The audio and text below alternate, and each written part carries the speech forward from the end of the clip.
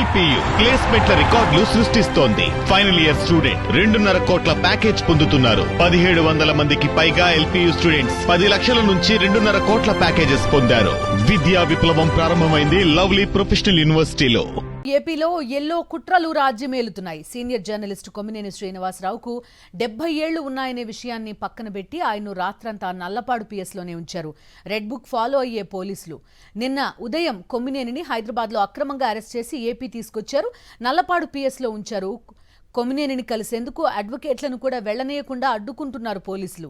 Yellow నిబంధనలు follow అయ్యే పోలీసులపై అడ్వకేట్లు ఆగ్రహం వ్యక్తం చేస్తున్నారు. నేడు మంగళగిరి కోర్టులో కొమ్మినేనిని పోలీసులు హాజరుపరచనున్నారు.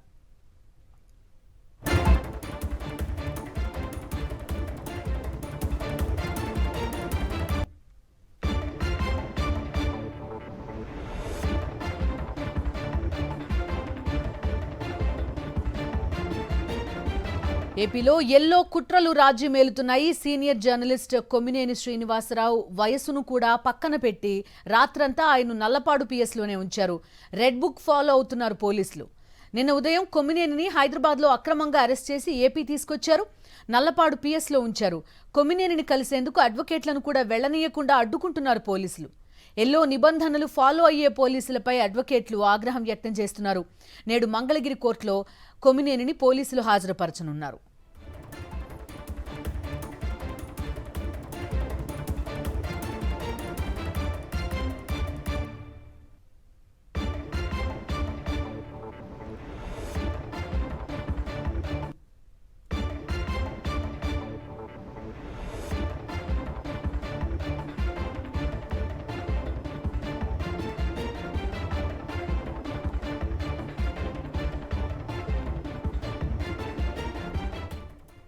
మా కరెస్పాండెంట్ సురేందర్ జాయిన్ అవుతున్నారు. పూర్తి డీటెయిల్స్ అందిస్తారు.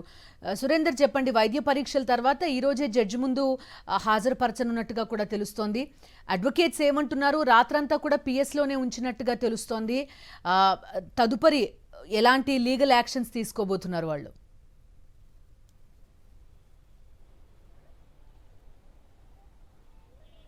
బిందు, కేఎస్ఆర్ లైవ్ షో ద్వారా ప్రభుత్వ విధానాలను ఎండగడుతూ ఎప్పటికప్పుడు ప్రజలకి తెలియజేస్తున్న కొమ్మినేనిపై ఒక అక్రమ కేసుని కూటమి ప్రభుత్వం నమోదు చేసింది. దానిలో భాగంగా నిన్న ఉదయం కొమ్మినేని పోలీసులు, తుళ్ళూరు పోలీసులు అరెస్ట్ చేసి గుంటూరుకు తీసుకెళ్లారు. రాత్రి వరకు కూడా 9:30, 10 గంటల వరకు కూడా కొమ్మినేని ఎక్కడున్నారనే సమాచారం ఎవరికి కూడా లేకుండా ఆయన్ని చాలా గోప్యంగా తీసుకొచ్చిన పరిస్థితి కూడా కనిపించింది. ఈ రోజు ఉదయం ప్రస్తుతం వైద్య పరీక్షలు కొమ్మినేనికి నిర్వహిస్తున్నారు ప్రభుత్వ ఆసుపత్రుల్లో. అక్కడి నుంచి నేరుగా మంగళగిరి మేజిస్ట్రేట్ ముందు కొమ్మినేని హాజరుపరచనున్నారు. అయితే మొత్తం ఈ వ్యవహారం అంతా చూస్తే కేవలం కూటమి ప్రభుత్వం కక్షపూరితంగా వ్యవహరిస్తుందనేది చాలా స్పష్టంగా కనిపిస్తుంది. నిన్న కొమ్మినేని గుంటూరు నల్లపాడు పోలీస్ స్టేషన్ తీసుకొచ్చిన తర్వాత అక్కడ కుటుంబ సభ్యులు కానీ అడ్వకేట్స్ని కానీ కనీసం కొమ్మినేని కలిసి మాట్లాడే అవకాశం కూడా పోలీసులు కల్పించలేదు. ఎవరిని లోపలికి వెళ్ళే అనుమతి లేదంటూ చాలా దుర్మార్గంగా ప్రవర్తించిన పరిస్థితి. జనరల్గా ఎవరైనా అరెస్ట్ చేసినప్పుడు సాధారణంగా అడ్వకేట్లు వెళ్తారు, కలుస్తారు, ఆ విషయాలు ఏంటో కనుక్కుంటారు, ఏ సెక్షన్స్ పెట్టారు, అక్కడి నుంచి హైదరాబాద్ నేను తీసుకొచ్చిన క్రమంలో పోలీసులు వ్యవహరించిన తీరు, ఇతర అంశాలన్నీ కూడా ఎవరైతే అరెస్ట్ చేశారో ఆ వ్యక్తితో మాట్లాడే అవకాశం ఉంటుంది. కానీ అవకాశం కూడా ఇక్కడ పోలీసులు ఇవ్వలేదు. చాలా దారుణంగా ప్రవర్తించిన పరిస్థితి కూడా కనిపిస్తుంది. 70 ఏళ్ల వయసు కలిగిన వ్యక్తిని ఇంత దుర్మార్గంగా చాలా దారుణం అంటూ కూడా ఇటు జర్నలిస్ట్ సంఘాలు కూడా మండిపడుతున్నాయి. ఇటు వైఎస్ఆర్సీపీ కూడా మండిపడుతున్న పరిస్థితి. దాంతోపాటు సాక్షికి, అంటే ఎవరో ఒక వ్యక్తి డిబేట్లో తను వ్యక్తిగతంగా మాట్లాడిన అంశాలని సాక్షికి పూర్తిగా ఆపాదిస్తూ దీన్ని సాక్షి యాజమాన్యానికి కానీ సాక్షిలో పనిచేసి ఎవరైతే కొమ్మినేని ఉన్నారో ఆయనకి కానీ ఆపాదిస్తూ ఆయన మీద కేసు పెట్టడం కూడా చాలా దుర్మార్గంగా కనిపిస్తుందంటూ జర్నలిస్ట్ సంఘాలు మండిపడుతున్న పరిస్థితి కూడా కనిపిస్తుంది. మరికొద్ది సేపట్లోనే ఆయన వైద్య పరీక్షల అనంతరం మంగళగిరి పోలీస్ స్టేషన్కి అయితే తీసుకెళ్లే పరిస్థితి కనిపిస్తుంది. నిన్న జరిగిన ఈ ఉదాంతం అంతా కూడా చూస్తే కనీసం ఇంటిలోకి కూడా వెళ్లకుండా కొమ్మినేని ఎవరైతే ఇల్లు ఉందో ఆ ఇంటిలోకి కూడా వెళ్లకుండా కనీసం మందులు తెచ్చుకుంటామన్న అవకాశం ఇవ్వకుండా అత్యంత దారుణంగా అరెస్ట్ చేసిన పరిస్థితి. అక్కడి నుంచి తీసుకొచ్చే క్రమంలో కూడా ఎవరికి ఎటువంటి సమాచారం లేదు, ఎక్కడ తీసుకెళ్తున్నారో తెలియదు, ఏ సమయానికి తీసుకొస్తారో తెలియదు. ఉదయం 10 గంటలకి కొమ్మినేని హైదరాబాద్లో అరెస్ట్ చేస్తే రాత్రి 9:30కి నల్లపాడు పోలీస్ స్టేషన్ తీసుకొచ్చారు. అంటే హైదరాబాద్ నుంచి కేవలం 4-5 గంటల జర్నీ మాత్రం ఉంటుంది. అలా చూసుకుంటే 4-5 గంటలకల్లా ఆయన గుంటూరుకు చేరుకోవాలి. కానీ ఈ వ్యవహారంలో రాత్రి 9:30 వరకు కూడా ఆయన నల్లపాడు పోలీస్ స్టేషన్కి తీసుకురాలేదు. ఎక్కడ ఉంచారో కూడా తెలియని పరిస్థితి, అత్యంత గోప్యంగా ఉంచిన పరిస్థితి కూడా చాలా స్పష్టంగా కనిపించింది. దాంతోపాటు కుటుంబ సభ్యులను కానీ అడ్వకేట్లను కానీ వెళ్ళకుండా ఆపడం, తర్వాత ఈ కేసుకు సంబంధించి అంటే ఒక డిబేట్ నిర్వహించే వ్యక్తి మీద పెట్టాల్సిన కేసులు కాదవి, దీంట్లో SC/ST కేసును కూడా నమోదు చేసిన పరిస్థితి కూడా చాలా స్పష్టంగా కనిపించింది. అంటే ఇది కేవలం రెడ్ బుక్ రాజ్యాంగాన్ని అమలు చేయడం, కక్షపూరిత చర్యలకి దిగడంలో భాగంగానే కొమ్మినేని అరెస్ట్ చేశారంటూ కూడా వైఎస్ జగన్మోహన్ రెడ్డి కూడా చెప్పిన పరిస్థితి చాలా స్పష్టంగా కనిపిస్తుందని చెప్పాలి. బిందు. ఓకే సురేంద్ర, ప్రస్తుతం గుంటూరు GGHలో కొమ్మినేనికి వైద్య పరీక్షలు చేస్తున్నట్టుగా తెలుస్తోంది. అక్కడ నుంచి జాయిన్ అవుతున్నారు మా కరెస్పాండెంట్ అశోక్. చెప్పండి, ఒక సీనియర్ సిటిజన్ని అరెస్ట్ చేసి తీసుకెళ్తున్నప్పుడు కొన్ని రూల్స్ పాటించాల్సి ఉంటుంది, అలాంటివన్నీ పాటించారా? రాత్రంతా కూడా నల్లపాడు పోలీస్ స్టేషన్లోనే ఆయన ఉంచినట్టుగా తెలుస్తోంది. కనీస సౌకర్యాలు లాంటివి కల్పించారా అనేది మరొక ప్రశ్న. దానికి తోడు అడ్వకేట్స్ ఏమని చెప్తున్నారు? ఎందుకంటే లేని సెక్షన్లు చాలా ఆయన పైన బనాయించడం కూడా జరిగింది. ఒకటి SC/ST అట్రాసిటీ కేసుకి సంబంధించి ఇంకా కొన్ని సెక్షన్స్ అందులో కనిపిస్తున్నాయి. వీటన్నింటికి సంబంధించి అడ్వకేట్స్ ఏం చెప్తున్నారు?